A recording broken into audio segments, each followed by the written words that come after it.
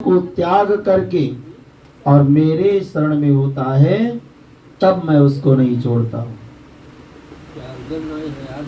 परंतु हे माता, भगवान में और भक्ति में विश्वास नहीं जमता है। बात ये भी सत्य है कि कभी भी इस प्राणी को, इस जीव को, मनुष्य को भक्ति में और भगवान में भक्ति नहीं जमता है, विश्वास ही नहीं पड़ता है। सांसारिक वासनाएं जीव को विचलित करती हैं, मनुष्य को यही परेशान करती हैं। चंचल ही मना कृष्ण प्रमाथि बलवत् दृढ़म् तस्याहं निग्रहं मन्ये वायोर्योषु दुष्करम्। मन के मते न चालिए, मन के मते अनेक। मन के मत से नहीं चलना चाहिए, क्योंकि मन जो होता है ये एकाग्र नहीं है, इसके बहुत मत हैं। और जो मन को वश में करे तो साधु कोई एक, वही साधु है जो मन को वश में कर सकता है, मन को अपनी वास रोक सकता है। और वैसे मन को वश में करने का बड़ा कठिनाई है। जैसे हवा चलती हो, खूब तेज हवा चल रही हो, धीम हवा चल रही हो, अब उस हवा को एक डिब्बा में बंद करो, कर पाओगे? मुट्ठी में बंद करो, नहीं हो पाएगा। जेब में रख लो, नहीं हो पाएगा। तो जैसे वायु को बंद करना, वायु को रोकना, वायु को वश में करना है, ऐसे ही मन को वश में करना है। हे माता, इस मन को मनुष्य भगवान के गुणान बाद गा करके सत्संगत के द्वारा कुछ सीमा तक बस में कर सकता है। कुछ ज्यादा नहीं, कुछ सीमा तक अपने वश में कर सकता है। और जो मनुष्य मानव तन को पा करके जिह्वा पर भगवान का कीर्तनीय भगवान नाम का कीर्तन नहीं करे, वो दुर्मति मोक्ष की सीढ़ियों को पार भी नहीं कर सकता है, उन सीढ़ियों को छू भी नहीं सकता है। जीवा लब्धा पियो विष्णु कीर्तयं न कीर्तयति लब्धापि मोक्षं न श्रेणी सा नरो हति दुर्मति। हे अर्जुन, जो मेरे नामों का गान करता हुआ मुझे अपने पास मान करके और मेरे सामने नाचने लगता है, भजन करने लगता है, कीर्तन गाने लगता है, मैं उसके द्वारा खरीद लिया जाता हूँ, वो मुझे खरीद लेता है। मेरे आश्रय को पाकर के मेरे ही चित्त में चित्त लगाने वाला जो मनुष्य प्राणी है, उसको मैं अनेक प्रकार के तापों से पीड़ित नहीं होने देता हूँ। मैं उसको कभी दुखी नहीं कर सकता हूँ। हे माता, ये तो मन की बात हुई, और बताओ। मनुष्य को यही करना चाहिए। जिसकी मृत्यु निकट हो तो सबसे पहले क्या करना चाहिए? मन को वश में करना चाहिए। है ना कठिन? अब किसकी मृत्यु निकट है? हमारी तो बहुत निकट है, और हम प्रयास में लगे हैं लेकिन कर नहीं पा रहे हैं। मन इकट्ठा नहीं हो रहा है, मन भाग रहा है। मन को रोकना चाहिए। और एक चीज जरूर ध्यान रखना चाहिए कि मृत्यु बिल्कुल निकट है, कभी भी हो सकता है। कोई पता नहीं, एक श्वास के बाद दूसरा श्वास आवे ना आवे, करार क्या है? किसी को हमने कोई घूस थोड़ी दे रखा है, कहीं पैसा थोड़ी जमा किए हैं कि श्वास दूसरा वाला भी दीजिएगा हमको। इसलिए मृत्यु को निकट जान करके मन को वश में करना चाहिए। और हे माता, कोई और बात बताओ। तब मैया ने कहा एक शंका और है, एक प्रश्न और है, वो भी बताओ। कहा इस मन को कैसे वश में किया जाए। ये आपने तो बता दिया कि मन को वश में करो, लेकिन इस मन को वश में करें तो कैसे करें, इसका भी कोई साधन बता दो, कोई उपाय बताओ।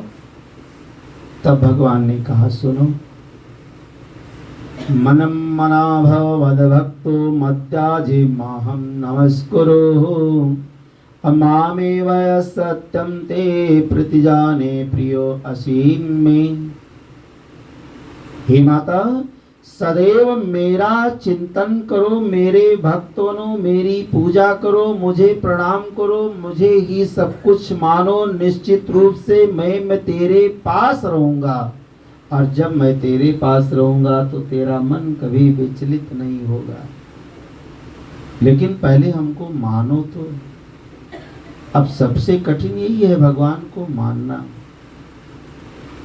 हम जानते तो हैं, मानते नहीं हैं, नहीं मानते हैं।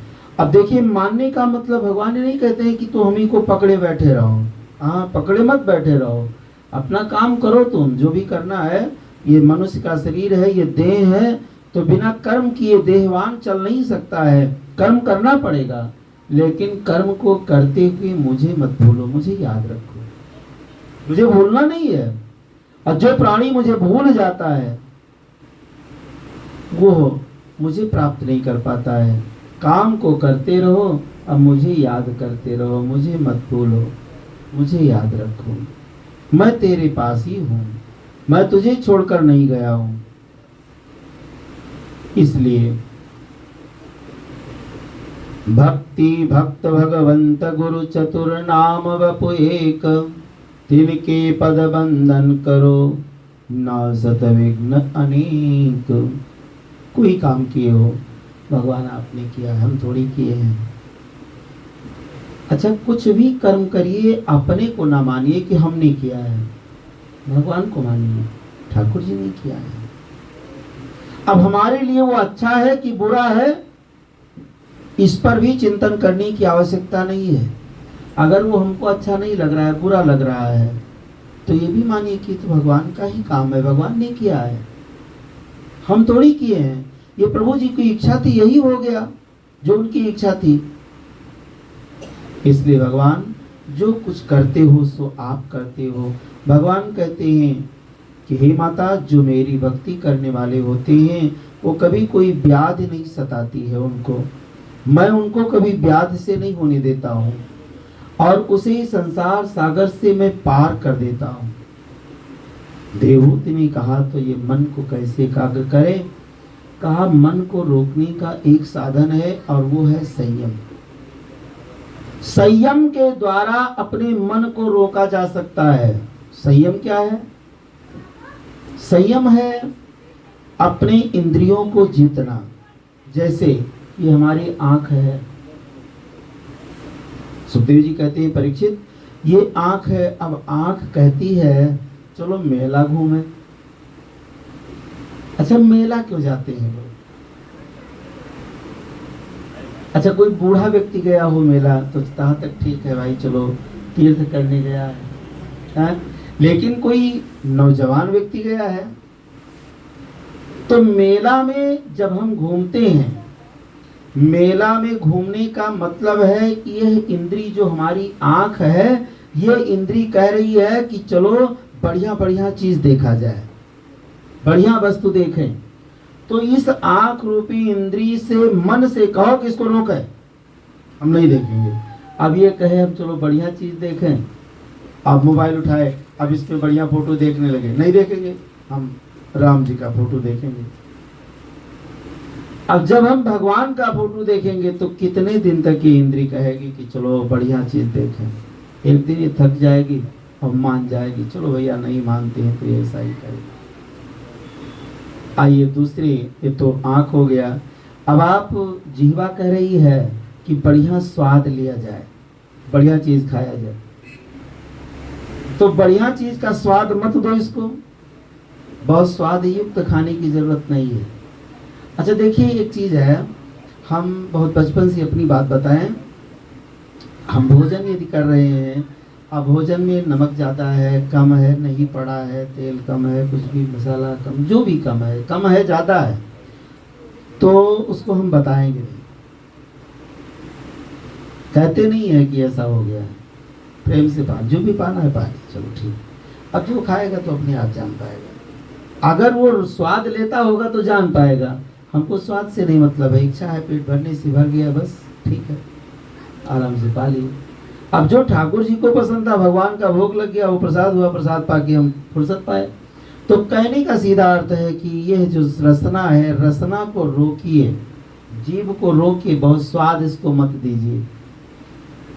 इसके बाद कान, कान कहता है को बढ़िया कोई गीत सुनाया जाए, गीत सुना जाए, तो हनुमान चालीसा सुना, कितने दिन तक नहीं मानेगी। हाथ कहता है चलो झगड़ा करें, नहीं करेंगे, तो मान जाएगा एक दिन। ऐसे ये इंद्रियां हैं, इंद्रियों को संयम के द्वारा हम रोक सकते हैं।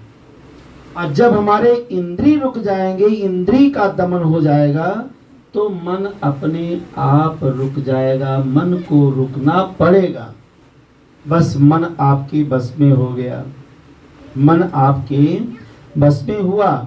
और जब मन और इंद्रिय दोनों हो गए, तो हे माता, जो स्त्री पुरुष पुत्र पशु धन दौलत आदि वस्तुओं के सहारे को छोड़ करके और मुझको ही अनन्य भाव से भज लेता है, तो मैं उसको भजने लगता हूँ। गीता में भगवान कहते हैं, अनन्यास चिंतयन्तो माम ये जनाः पर्युपासते तेषां नित्याभियुक्तानां योगक्षेमं वहाम्यहम्।